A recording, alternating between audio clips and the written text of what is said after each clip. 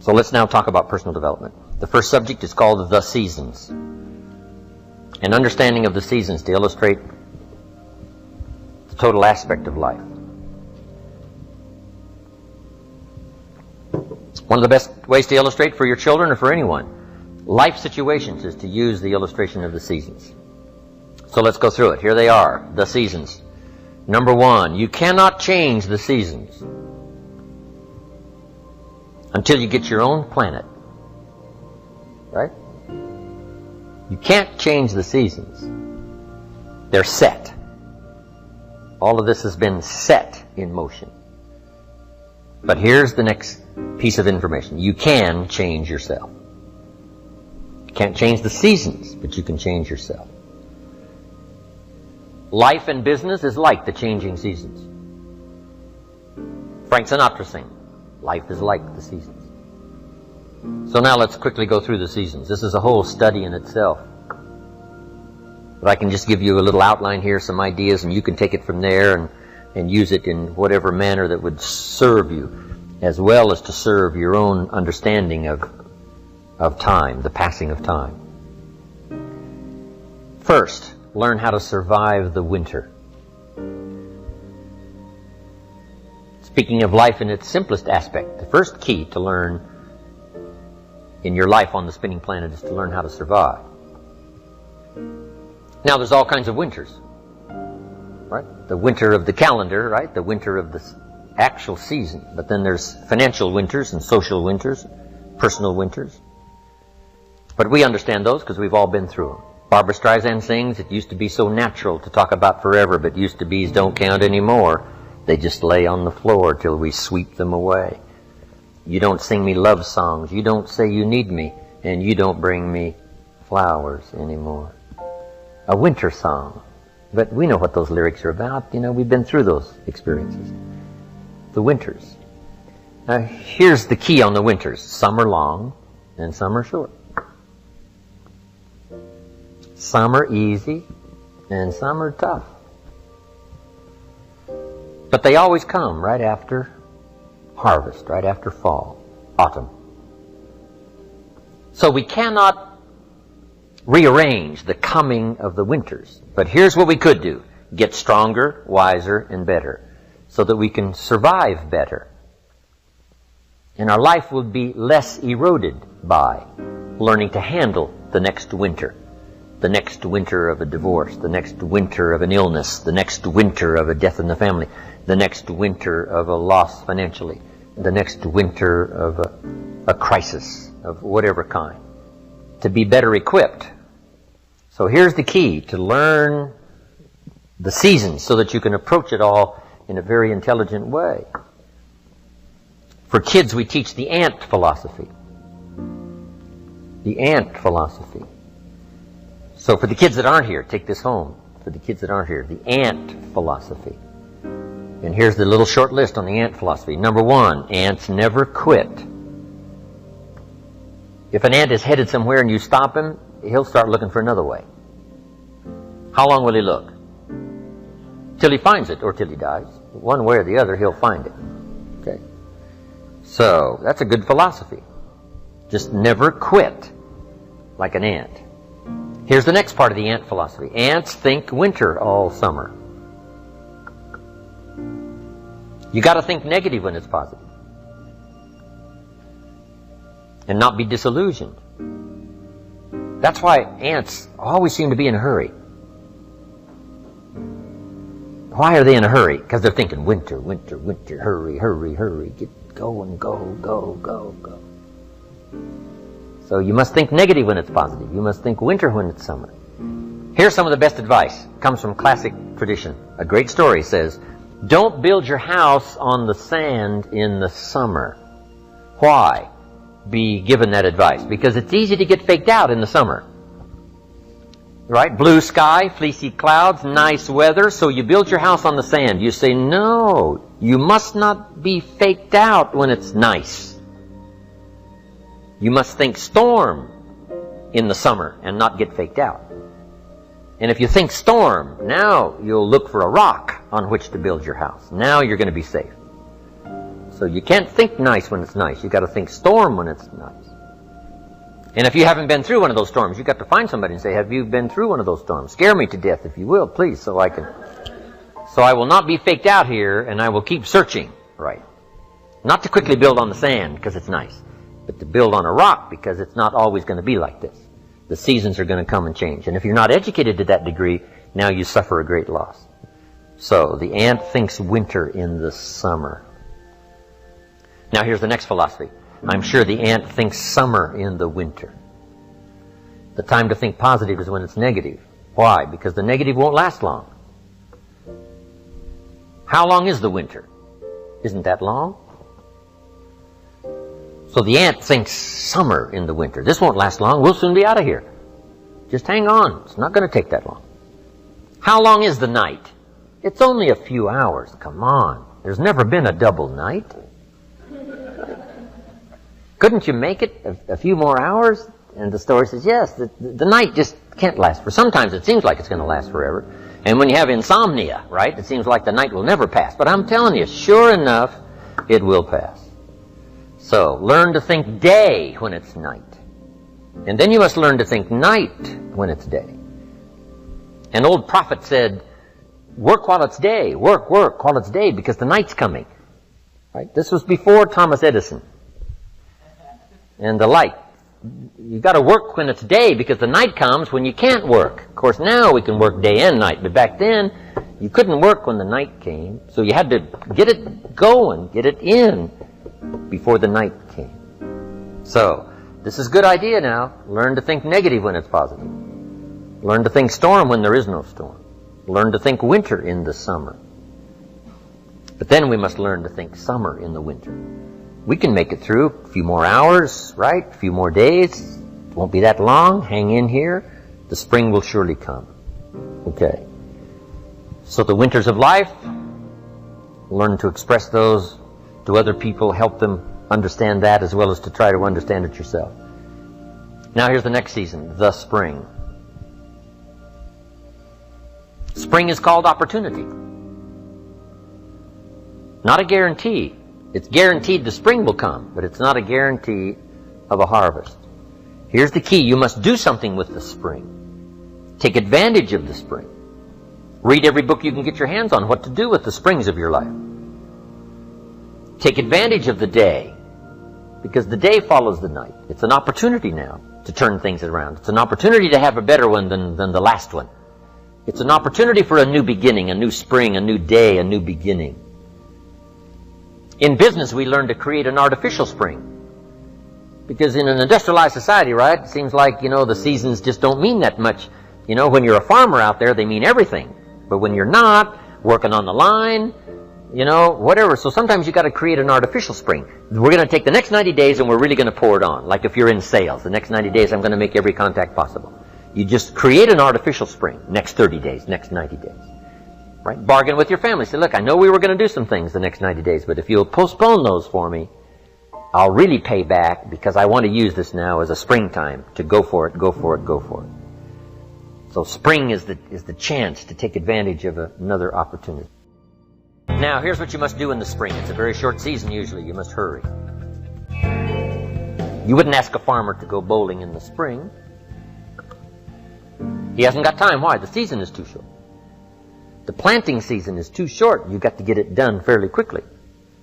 And life at its longest is short. The Beatles wrote, life is very short. Which is true. My father lived to be 93, but it seemed to be very short. It didn't seem that long. So life is short.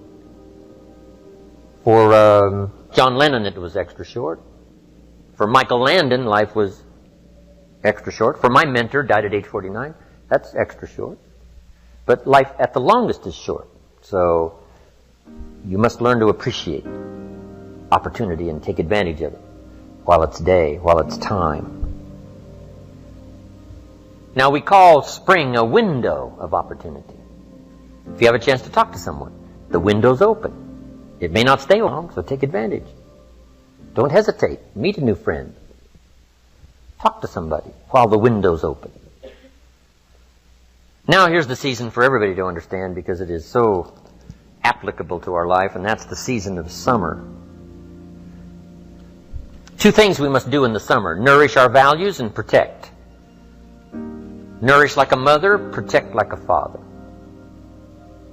The twin challenges in the summertime help to illustrate life, that we are confronted with both good and evil. Is that the way it should be?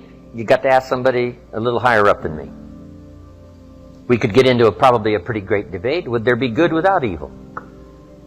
Here's the best answer I've got. In our finite position at the moment, here's the best answer. It doesn't seem like it.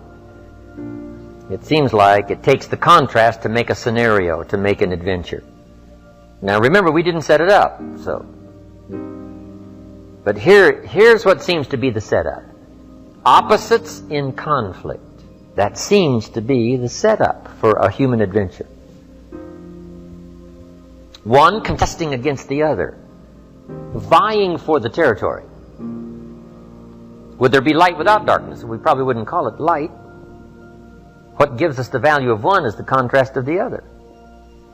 But darkness is always trying to move in and take all the territory. But if you turn on the light, its energy starts to repel darkness. Darkness begins to move away, move away. And the brighter the light, the further away the darkness must move.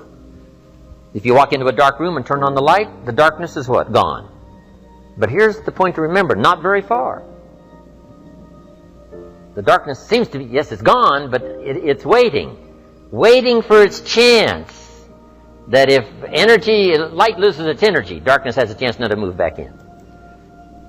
Here's one of the better realistic illustrations, and that's health and illness at odds in your body. Illness trying its best to drive health into a small corner and occupy the territory. And health trying what? To push illness into a small corner. There's this contest going on. Who's going to occupy the territory? If one stays strong, the other is diminished. If the other gains in power, then the other is diminished. Okay. So what you must learn to do is cooperate with the positive side of everything in your body and your life. Sometimes we sabotage our own best interest. The body needs a banana, you send it a Coca-Cola. And the body says, what is the deal here? I'm health trying to drive illness into a small corner. I ordered a banana, you send me a Coca-Cola. So the body could rightfully say what? Whose side are you on? Give us a break here. We need every tool we can get to keep illness at bay. Because if we get weak, I'm telling you, it moves in, takes the territory. So we're in the middle of this contest, and here's what it's called: opposites in conflict. Here's one of the bigger conflicts: liberty and tyranny. Liberty is the absence of tyranny. But even though tyranny is conquered, it's not very far away. The same goes on in your bloodstream. Red corpuscles to nourish like a mother and give life. White corpuscles to fight and kill like a father. White corpuscles say, just show me some infection, I'll kill it. If I don't kill it, what? It killed you, somebody's gonna get killed. In this contest, right? Good, evil, liberty, tyranny, right? Health, illness, winning and losing us, right? There's the struggle going on.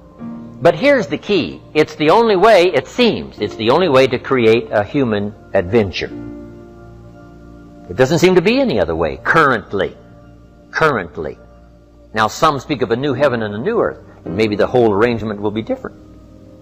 Could very well be, but in this current experience, it seems like to create an adventure, to create a unique human scenario, we need opposites in conflict. And that's the deal. Thank God for white corpuscles that think negative all day. Tyranny and liberty. Saddam Hussein takes over Kuwait. What should we do? Somebody says, well, Kuwait, what do we care? Well, what if next he wants Saudi Arabia? You say, well, it's a pile of sand, what do we care? Well, what if next he wants Israel? You say, well, little Israel, what do we care? Well, what if next he wants the rest of the Mediterranean? You say, well, yes, I guess we've got to draw a line somewhere. Yes, somewhere. You've always got to draw a line somewhere and tell illness, hey, you can't have any more. You've got to throw up the barriers. draw a line in the sand. Our President George Bush was right to draw a line in the sand. Put together the coalition and put together 500,000 troops and go kick Saddam Hussein out of Kuwait. History demanded it. Hired Chief White Corpuscle General Schwarzkopf.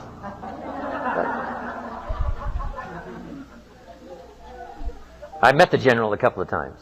He was the man to send. So, liberty and tyranny in a contest. And it's the only way to have a civilized society. Tyranny cannot be rehabilitated. Tyranny can only be restrained. So, for Saddam Hussein, we put a no-fly zone on top and a no-fly zone on the bottom. Why? To contain, so that liberty would have a chance. The citizens of the world would have a chance. That the world would have a better chance.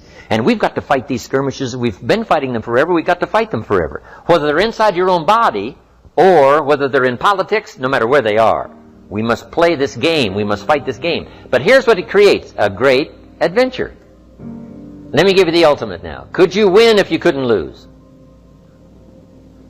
And the answer is no, it doesn't seem like it. You couldn't call it winning. You can't win if you couldn't lose. So that's the deal now. Negative, positive. Would there be negative, positive without negative? No, it doesn't seem like it. It seems like this is the current setup, for the foreseeable future. It looks like it's been that way as long as we can remember and as long as the history tells us. So, here's what you want to do if you want the adventure. You must learn to play this game, to work with all the positive forces to defeat the negative forces as early and as soon and as much as possible. To contain the ravages of disease that want to take you early. You got to fight back. You can't just leave it. Somebody says, well, I got my fingers crossed. Not a good philosophy. You got to take your vitamins. You got to do the stuff. You got to do the deal. Jump on the positive side of whatever you want and see if you can't help out in this warfare, in this push-shove match. That's the key. So in the summer, here's what you must do. Nourish the plants and the garden. Nourish your values like a mother. Give life. Whatever you start now, you must nourish it and give it life. Don't neglect a new life if you've started the new life. What if you said to a brand new mother, where is your baby? She says, I have no idea. You would say, no, that isn't right.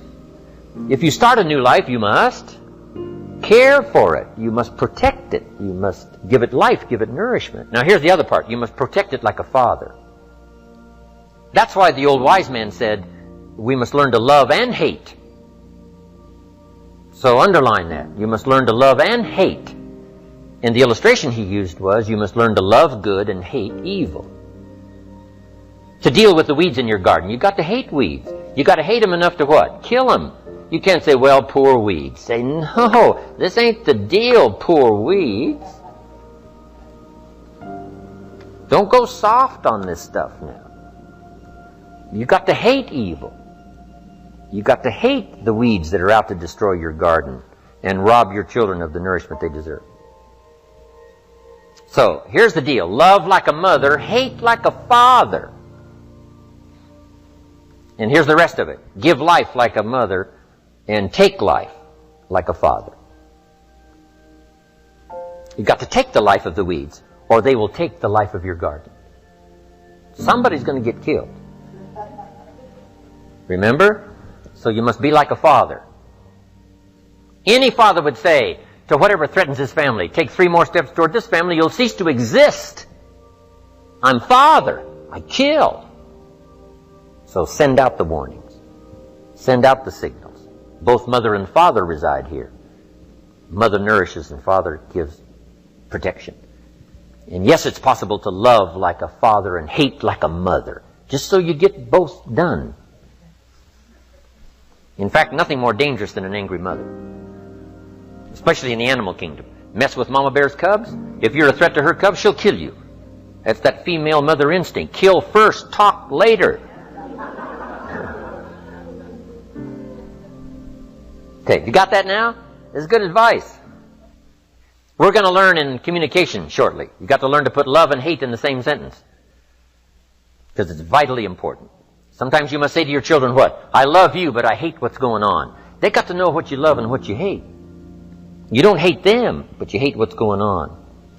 You hate the dangers. So, learn the good evil. Summertime. Now, here's the greatest battle in the mind. Here's what you must not become in the summer in your mind. A victim of yourself. What is that insidious voice inside your own head that says, you're too short, it'll never work for you, you're too tall, right? It's over for you, right? It's never worked for you before. What gives you any idea that it'll work for you now? You've never been able to rise up and take charge of your life. What makes you think you can do it now? There's going to be too many obstacles out there. You'll never overcome them all. What is that insidious voice? It's the same game going on inside your head that's going on in the world. Liberty and tyranny in a push-shove match. And here's what you've got to do. Cooperate with the positive side of your life and let faith drive out doubt. Right? Let winning drive out losing. Let positive drive out negative. But you've got to get into the contest. And why get into the contest? Because that's how you create an adventure. There is no other way. It takes both. You've got to learn to laugh, yes, but that's not what the wise men only said. You can't just learn to laugh and keep on laughing. No, that's silly. It says there's also a time to cry. You've got to learn to both laugh and cry. Then it said you must be so sophisticated as not to laugh when it's time to cry. Then it further says you must learn to laugh with those that laugh and learn to cry with those that cry. That now gives you an understanding of what life is all about. Sadness and joy. The contest, the difference. And yet it creates the adventure. What if you went to listen to the symphony orchestra and the symphony only played little happy high notes all evening? Just little pleasant happy high notes. How much of that could you take? Say no. Don't you want to hear the crash of the cymbals that scares you to death? Don't you want to hear the minor key of the music that shows you the tragedy as well as the triumph? And the answer is yes, play me the whole orchestra. I can handle it, because that's what life is all about. Positive, negative. What if the minister only prayed happy prayers every Sunday? How much of that could you take? Happy, happy, every Sunday, happy, happy. How much could you take?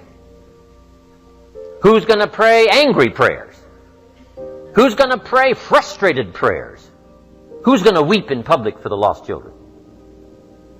It takes both. You've got to weep with those that weep and laugh with those that laugh. You've got to have this full understanding of the game. You've got to understand the highs and the lows, the tragedy and the triumph. Most of the music of the world is written in the minor key, the key of pathos and sadness and mystery and wonder. You can't eliminate that from your life. It takes both to create an adventure. But here's the adventure: to overcome the evil, to put evil in its place. Just like in your mind, you've got to stand guard at the door of your mind and see if you can't suppress, see if you can't do battle with the negative forces. Don't become a victim of yourself. Beware of the thief on the street that's after your purse, but also beware of the thief in your mind that's after your promise.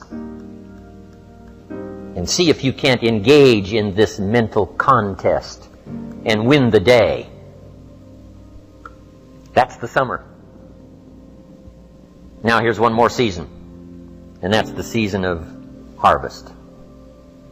Here's the key to remember harvest time. In due season, in due time, when it's time. And part of this is to develop the patience so that when it's time, it will come. But you cannot be impatient. Patience is part of the game here. You can't plant the seed and 2-3 days later dig around and say, where's my crop, where's my crop? Say, no, come on, that's foolish. It will take you away to some safe place. You got to plant and what? You got to plant and wait and exercise patience. And then when it comes time, you give it nourishment and you give it care and you give it protection, and then you got to wait some more and you got to wait some more and you got to wait some more. But here's what it says: in due time, in due season, when it's ready, when it's time for you.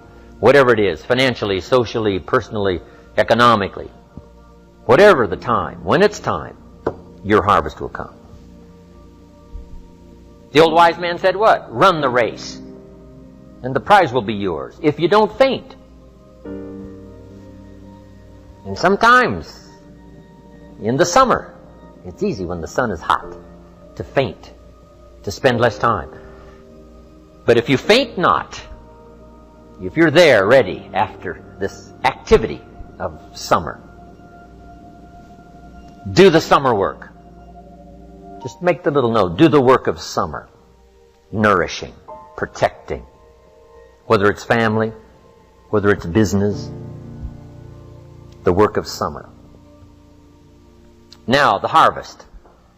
Here's the key now to harvest, to wisely use the resources.